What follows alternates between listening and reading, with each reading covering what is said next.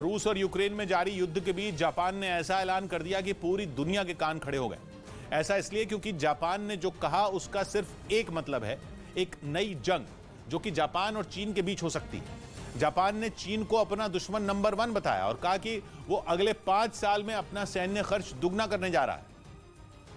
और इसी बात से दुनिया में खलबली मची है, क्योंकि जंग से दूर रहने की कसम खाने वाला जापान ही अगर अपनी सेना पर पानी की तरह पैसा बहाने का मन बना ले तो यूरोप के बाद एशिया में खूनी जंग तय है।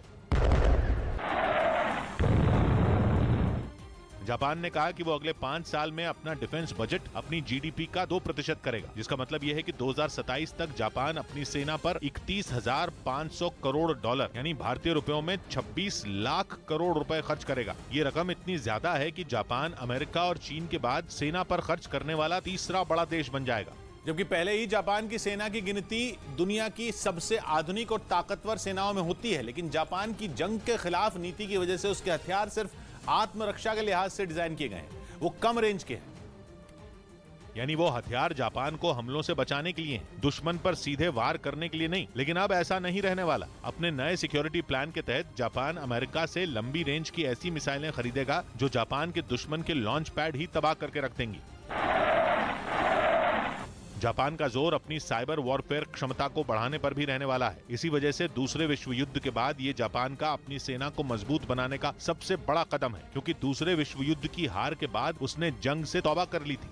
लेकिन चीन ने जापान को ऐसा उकसाया कि शांति की पैरवी करने वाले जापान ने हथियार उठाने का फैसला कर लिया, क्योंकि चीन जापान के पास अपनी वायुसेना और नौसेना को बढ़ाने में लगा है। इतना ही नहीं, वो जापान सागर में मौजूद जापान के सेनकक द्वीपों को अपना बताता है। लेकिन यहाँ अहम बात यह है कि भले ही जापान ने चीन से खुद को सबसे बड़ा खतरा बताया हो, मगर उसके उत्तर में रूस और पश्चिम में उत्तर कोरिया जैसे उसके 2 और पड़ोसी परमाणु हथियारों के मालिक हैं, जबकि जापान के पास न्यूक्लियर बम नहीं है। ऊपर से जहाँ रूस अपने पूर्व में जापान के पास सैन्य गतिविधि बढ़ा रहा है, वहीं उत्तर कोरिया ने तो मिसाइलें दाग दाग कर जापान की नाक में दम कर दिया है। वो बीते 3 महीनों में 50 से ज्यादा मिसाइलें फायर कर चुका है, जिनमें एक बैलिस्टिक मिसाइल तो अक्टूबर में जापान के बिल्कुल ऊपर से गुजरी थी।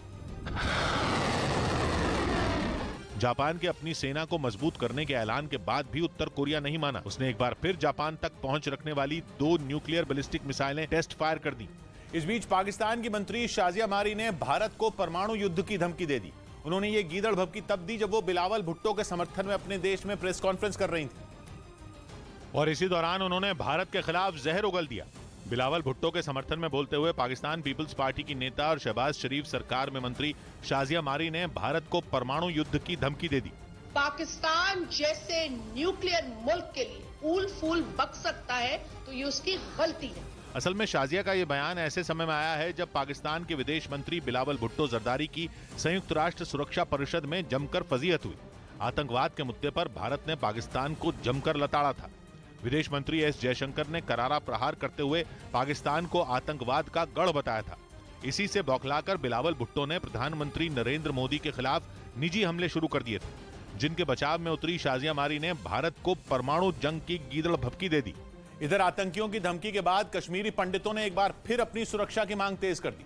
सरकारी पदों पर तैनात कश्मीरी पंडितों ने सरकार से उन्हें घाटी से वापस बुलाने की मांग की और कहा कि वो कश्मीर में नहीं रहना चाहते, क्योंकि उन्हें आतंकियों से लगातार धमकियां मिल रही हैं। सरकारी पदों पर तैनात कश्मीरी पंडितों ने बताया कि उन्हें 1 हफ्ते में 4 धमकी भरी चिट्ठियां मिली। अब तो सीधे नामों के साथ थ्रेट लेटर आ रहे हैं और उनके साथ साथ उसमें एड्रेस भी मेंशन्ड है। प्रदर्शन में शामिल कश्मीरी पंडितों की अपील है कि वो जम्मू में रहकर अपनी सेवाएं देना चाहते हैं। टारगेट किलिंग के खिलाफ सरकारी पदों पर काम कर रहे कश्मीरी पंडितों का प्रदर्शन काफी लंबे वक्त से चल रहा है, जो आतंकियों की धमकी मिलने के बाद एक बार फिर तेज हो गया।